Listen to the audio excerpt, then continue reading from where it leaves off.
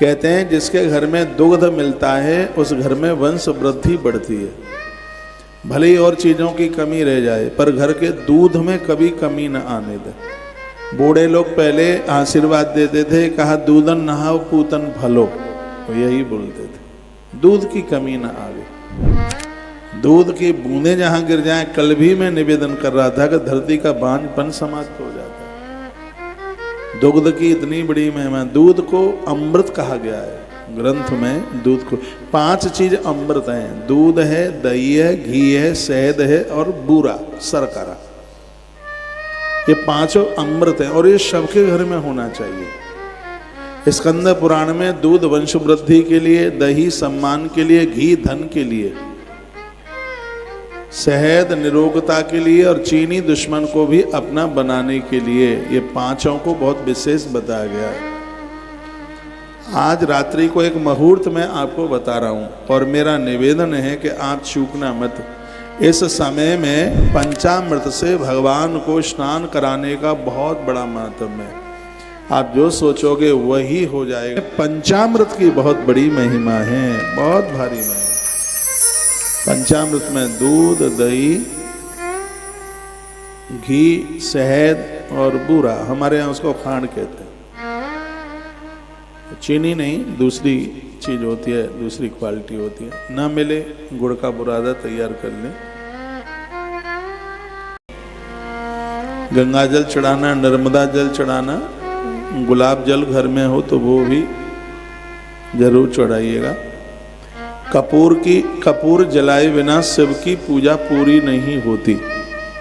आरती में कपूर जलाया जाता है, पानी में कपूर डाला जाता है। शिव के अभिषेक में फूलों की पंखुड़ियां डाली जाती हैं। कहते हैं कि पितरों को श्राद्धों में लाल फूल नहीं चढ़ाना चाहिए और महादेव की पूजा में सफ़ेद फूल की एब्सेंट नहीं होनी चाहिए।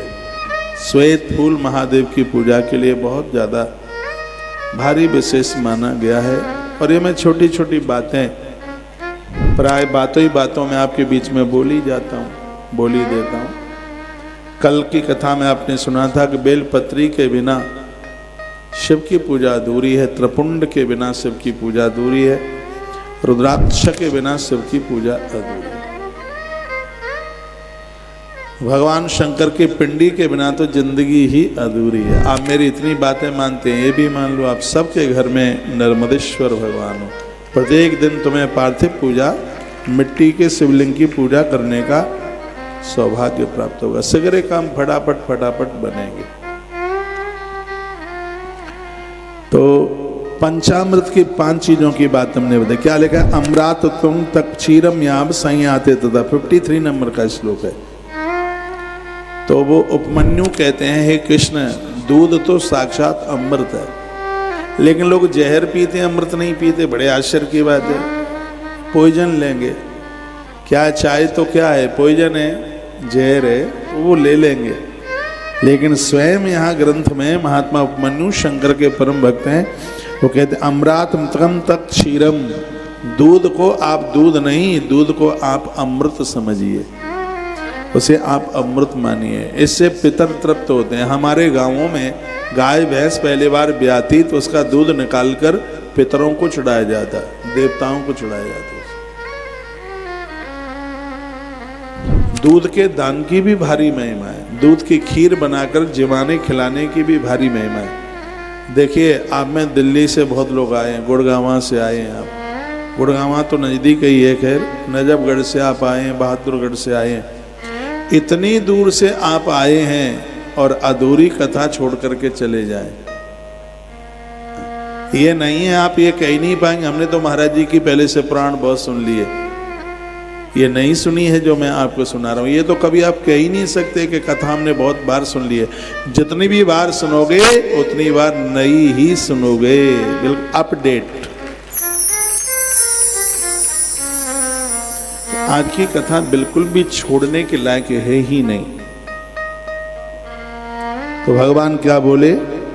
इमं व्यवसतम कल्पम पश्चिमे बंधुविश्यः, हे महात्मा मेरी कृपा से आपका वंश सदा अक्षय रहेगा और मैं आपके इस आश्रम में हमेशा हमेशा के लिए रहूंगा। हे कृष्ण, महादेव ने मुझे ये बात कही। मुझे कहा जो तुम्हारी और मेरी इस कथा को सुनेगा उसकी भक्ति दिन दूनी बढ़ेगी। हे वत्स, आप सब प्रकार से मेरे प्रिय हैं। भगवान बोले, आप इच्छानुसार सुखपूर्वक रहे, किसी प्रकार की उत्कंठा मत कीजिए। आपके सारे कामों को मैं बनाऊंगा, तुम्हारे मनोरथों को मैं पूरा करूंगा। तो मन्नू कहते हैं कि महादेव ने बात मुझसे कही। तो उन्होंने कहा कि जिस महादेव ने मेरे सब काम बना दिए, हे गोविंद, वह महादेव तुम्हारे काम क्यों नहीं बनाएगा? तो तुम्हारे भी बनाएगा। हे श्री कृष्ण, इस प्रकार मैंने भोग एवं मोक्ष देने वाली, भोग और मोक्ष देने वाले मैंने महादेव को सब परिवार सहित देखा।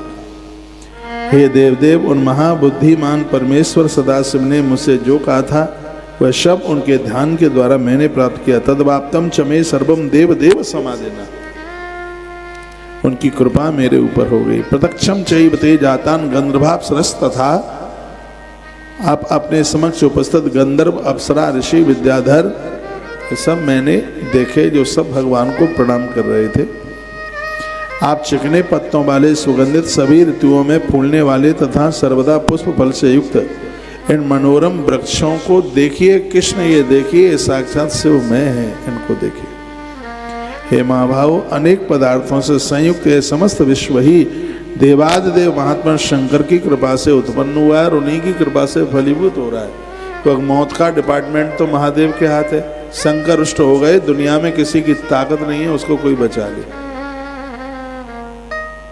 जिसके ऊपर शंकर रुष्ट हो गए, और शंकर जिसके ऊपर प्रसन्न है, किसी की ताकत नहीं है कि उसको कोई मार के बता दे। भोलेनाथ जिसके ऊपर प्रसन्न है, किसी की शक्ति नहीं है, उसका कोई बाल बांका तो कर दे।